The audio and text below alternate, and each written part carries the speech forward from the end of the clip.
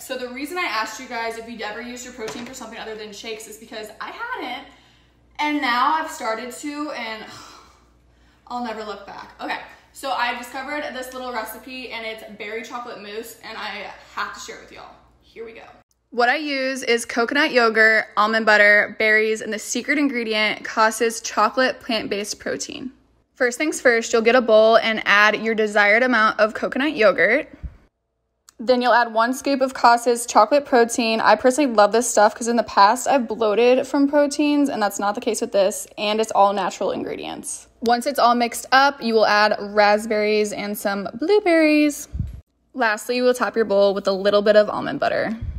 And voila, you have yourself some protein berry chocolate mousse. Bon appetit.